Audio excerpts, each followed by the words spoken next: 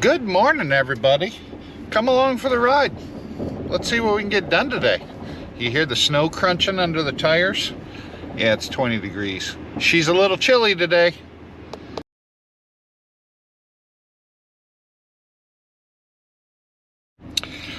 I don't have a whole lot going on at the farm today.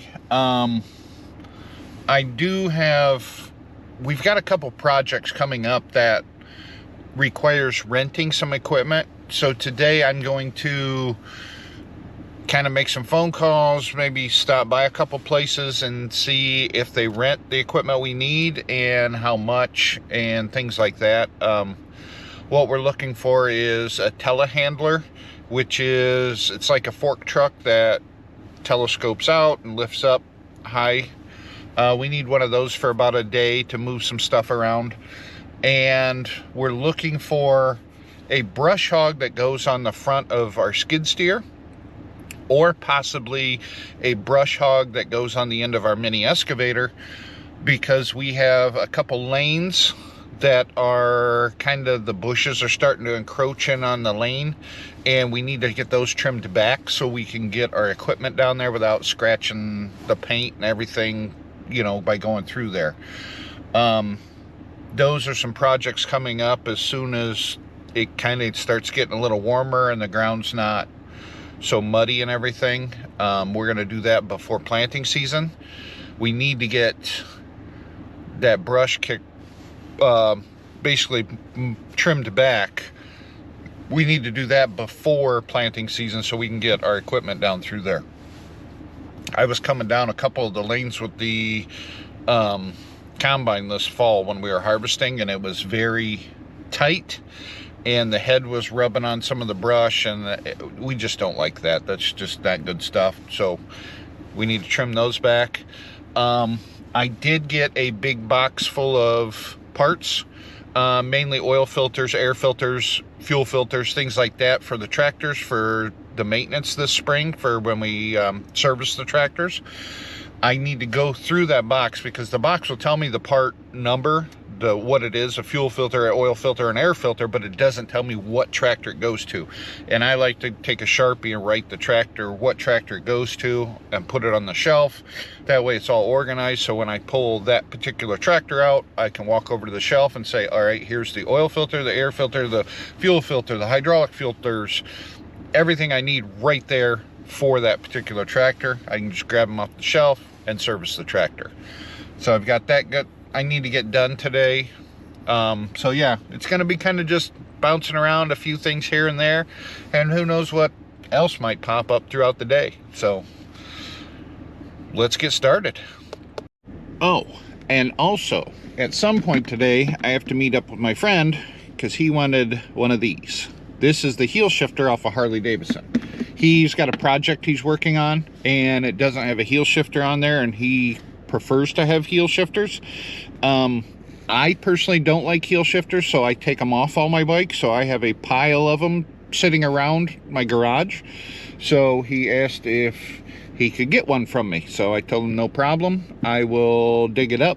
And this is actually the only chrome one I have, and he wants chrome. The rest of them are black because my last 3 or 4 bikes were blacked out, so I've taken them off those. So, but anyway, I need to do that at some point today. I'll probably do that amongst my running around. I just got some flashlights given to me to put down in the barn. She was like, hey, she goes, you want some flashlights for your barn when you're working on equipment? I'm like, sure. She goes, well, I won these at a benefit dinner, and I've got no use for them. I'm like, sweet. So here we go. I got flashlights for working on the equipment. Nice. You all right, little guy? You gonna make it? I don't know if he's gonna make that one. It's kind of cold. He's stiff. Maybe he'll thaw out and come back, wake back up. Who knows? Alright, I'm going to go check some prices of renting some equipment, and I'll get back to you. Alright guys, my day kind of got away from me. It's already like 2:30 in the afternoon. But I do want to show you this. Look at this. All that ice right there, the whole length of the barn, is going to come off at some point here real quick. And when it does, it hurts. It's not something you want to be standing under when it cuts loose. I'm walking out right now to see how far out it goes. Oh yeah. That whole side of that roof is going to cut loose at some point today. It makes a horrendous crash when it does. That's why you never park anything under a steel roof. The other side of the barn is the same way. And I should rephrase that. It's also why you don't park anything under a steel roof in the winter time. In the summertime, don't matter. I'm currently walking out to count the shovels on our field cultivator. Some people call them diggers. Other people call them soil finishers. It's actually called a field cultivator. At least that's what we call them here in mid-Michigan. The points are kind of worn on it, so I need to replace the points this spring. I'll show you what I mean. These points right here, they're supposed to have wings on them, kind of like this, but much larger. And I can't remember for the life of me how many points are on here, or shovels, what they call them. So now I need to count them, because I got to get these things ordered and figure out which style we want to go with. We had the original John Deere they call them knock-ons. We had those on here before, and it seems like they don't last. It seems like you just burn them off really fast, and at around 30 bucks a piece, you kind of want them to last. So there's a couple companies here in the Michigan area that actually, they take these and they put a big fat bead of weld on them, so you wear on the bead of weld first before you start wearing on the shovel itself. And from what I understand, talking to other people, they seem to last longer. So I think we're going to try them. I think they cost a little more, but only like a few bucks more. And I mean, if we can get another 100 acres out of it, it's probably worth it. It seems like these things are burning off in a matter of 100, 150 acres, something like that. And it's just not good, because we pulled this thing over a fair amount of acres. I need 65 of them.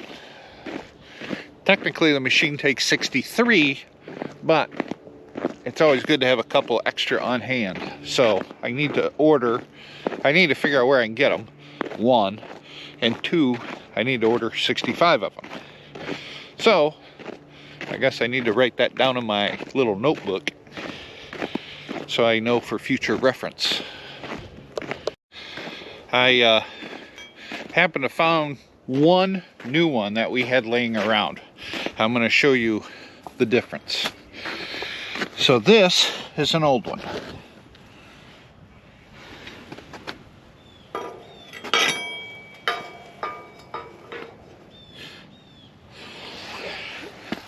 Quite a bit of wear there, huh? Yeah, so I need to get 65 of these, but right there where the point is, they normally put a weld on them. I think what they call a cold weld or cold roll, or something cold.